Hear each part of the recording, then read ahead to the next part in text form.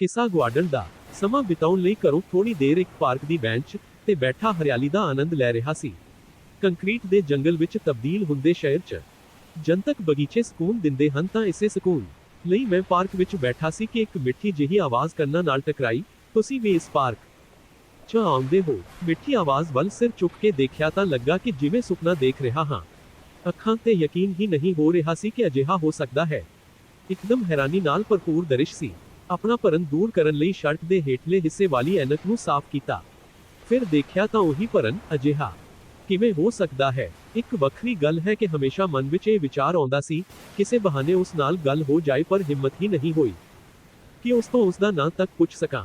ਮੇਰੀ ਸੁਸਾਇਟੀ 'ਚ ਰਹਿਣ ਵਾਲੀ ਲਾਜਵਾਬ ਸੁੰਦਰੀ ਮੇਰੇ ਸਾਹਮਣੇ ਖੜੇ ਹੋ ਕੇ ਮੈਨੂੰ ਸਵਾਲ ਕਰ ਰਹੀ ਸੀ ਅਤੇ ਮੈਂ ਹੈਰਾਨ ਸੀ। ਭਰਨ ਨੂੰ ਸੱਚ ਦੇ ਮਾਰਗ ਤੇ ਲਿਆਉਣ ਲਈ ਮੈਂ ਖੁਦ ਨੂੰ ਤਕਲੀਫ ਦਿੱਤੀ ਅਤੇ ਆਪਣੇ ਕੰਨ 'ਚ ਤੀਲੀ ਮਾਰੀ, ਇਹ ਜਾਣਨ ਲਈ ਕਿ ਇਹ ਸੁਪਨਾ ਤਾਂ ਨਹੀਂ। ਕਸਮ ਨਾਲ ਜਦੋਂ ਕੰਨ 'ਚ ਚੁੱਭਣ ਲੱਗੀ, ਉਦੋਂ ਲੱਗਾ ਕਿ ਇਹ ਸੁਪਨਾ ਨਹੀਂ, ਹਕੀਕਤ ਹੈ।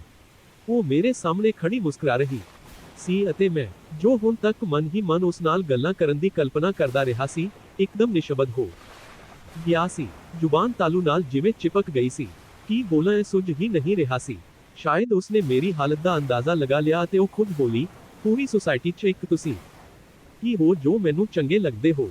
ਉਫ, ਇੰਨਾ ਸੁਣਨਾ ਸੀ ਕਿ ਦਿਲ ਹੁਲਾਰੇ ਖਾਣ ਲੱਗਾ।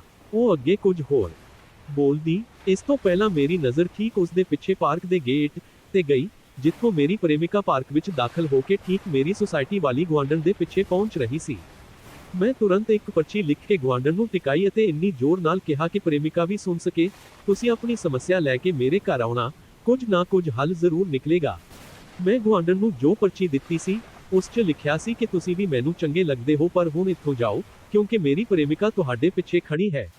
ਗੁਆਂਢਣ ਨੇ ਪਰਚੀ ਹੱਥ 'ਚ ਲਈ, ਪੜ੍ਹੀ ਅਤੇ ਮੁਸਕਰਾਉਂਦੇ ਹੋਏ ਅੱਗੇ ਵੱਧ ਗਈ।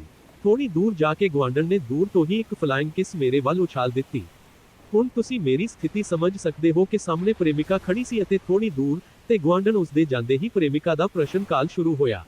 ਪੁੱਛਿਆ, ਕੌਣ ਸੀ ਇਹ ਚੁੜੇਲ? ਮੈਂ ਕਿਹਾ, ਕਿਉਂ ਮੂਡ ਖਰਾਬ ਕਰਦੀ ਹੋ? ਉਸ ਦਾ ਕੋਈ ਕੰਮ ਸੀ, ਸੁਸਾਇਟੀ 'ਚ ਰਹਿੰਦੀ ਹੈ, ਇੱਥੇ ਮੈਨੂੰ ਦੇਖਿਆ ਤਾਂ ਗੱਲਾਂ ਕਰਨ ਲੱਗੀ ਬਸ। ਪ੍ਰੇਮਿਕਾ ਦਾ ਭਰਨ ਖਤਮ ਹੋਇਆ ਅਤੇ ਥੋੜੀ ਦੇਰ ਬਾਅਦ ਬਗੀਚਾ ਕਾਂਡ ਖਤਮ ਹੋ ਗਿਆ।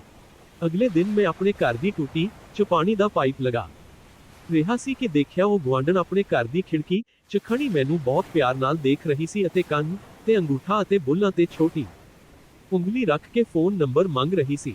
ਮੈਨੂੰ ਆਪਣੀ ਮੂਰਖਤਾ ਤੇ ਖਿਝ ਹੋਈ ਕਿ ਕੁੱਲ ਪਰਚੀ 'ਚ ਹੀ ਫੋਨ ਨੰਬਰ ਵੀ ਲਿਖ ਦਿੰਦਾ ਤਾਂ ਕੀ ਵਿਗੜ ਜਾਂਦਾ।